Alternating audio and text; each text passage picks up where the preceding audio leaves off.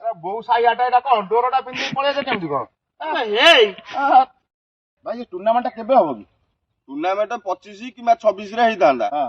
ଆଉ ତୋ ବାପା ତ ପଇସା ଦଉନି ଆଉ ଟୁର୍ଣ୍ଣାମେଣ୍ଟ କଣ ହବ? ବାପା ପଇସା ଦଉନି? ହଁ। କେତେ ପଇସା ତମ ଦରକାର କି? ତୋ ବାପାକୁ ତ 5000 କୁହାଯାଇଥିଲା। ଆଉ ମୁଁ 10,000 ଟଙ୍କା ଦେବି କିନ୍ତୁ ମୁଁ କିନ୍ତୁ ଫିତା କାଟିବି ଭାଇ, ସତ କଥା କହୁଛି। ମୋ ବାପାକୁ ସବୁଆଡେ ଲୋକ ଚିହ୍ନି ସାରିଲେଣି, ମୁଁ କିନ୍ତୁ ଫିତା କାଟିବି। ପଇସା ଦେବି ମାନେ ମୁଁ ଫିତା କାଟିବି। 10,000 ଦବୁ? ହଁ ମୁଁ 10,000 ଦେବି। ଯାହା ବି ଖାଇବା ପିଇବା ଯାହା ହବ, ବାଇଆ ଦୋକାନ ଯୋଉ ଆମ ଚିକେନ କାଉଣ୍ଟର ଅଛି, ଯିବ ମୋ ନାଁ କହିବ, ଚିକେନ ନେଇକି ଆସିବ। ଯେତେ ଯାହା ଦରକାର ଯାହା ଦରକାର ସବୁ ଦବୁ। ନାଇଁ ତୁ ଟାଉଟରିଆ କଥା ନାଇଁ ଟାଉଟର କଥା ମୁଁ କହୁନି। ମୁଁ ଟାଉଟର କଥା କାହିଁ କହିବି? ମୁଁ ଟାଉଟର କଥା କହୁନି। କିନ୍ତୁ ମୁଁ ଫିତା କାଟିବି। ହଁ ଏଇଟା ଫାଇନାଲ। ଠିକ ଅଛି ହେଲା, ରକ୍ତ ନା ଫିତା କାଟିବ ପକ୍କା।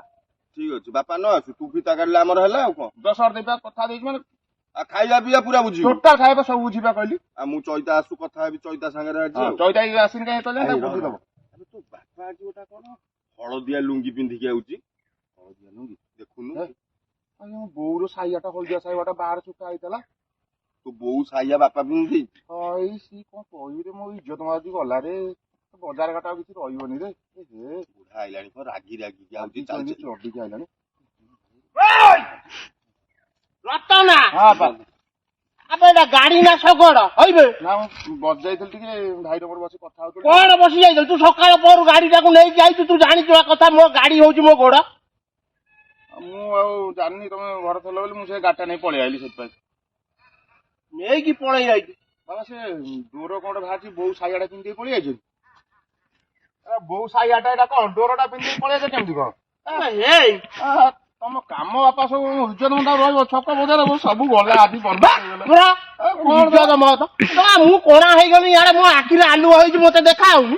ସିଏ ଖାଇବା କି ନୁଗା ଡୋର ବାହାରିଛି କଣ, ଡୋର ବାହାରିଛି ତମେ ପିନ୍ଧିକି ପଳେଇଛ। ହଉ ମୁଁ ଯାଇ ଆଗ ତୁରନ୍ତ ଯାଇ ଘରକୁ ବଦଳ ହେଇ ମୋ ଆଖି ଗୋଡା ମତେ କହୁଛି ଗାଡି ନେଇକି ଯାଇଛନ୍ତି ମୋ ଔଷଧ ଆଣିବାକୁ। ମୁଁ ଚାଲି ଚାଲି ଗାଈ ବୁଲୁଛି। ମତେ କହିଲେନି ମୁଁ ଯାଇ ନେଇଯାଇଥିଲି ଔଷଧ। ମତେ କହିଲେନି। ସାଇଆ ପିନ୍ଧେଇ ପଳେଇଛ ବୋଉର।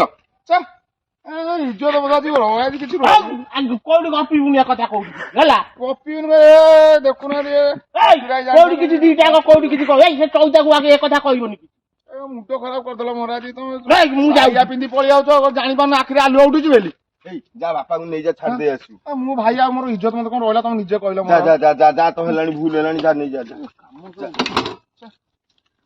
ତୋ ବାପାକୁ ଦେଖା ହଉନି, କି କାମ ଦେଖିଲୁ, ସବୁ ଗଲା।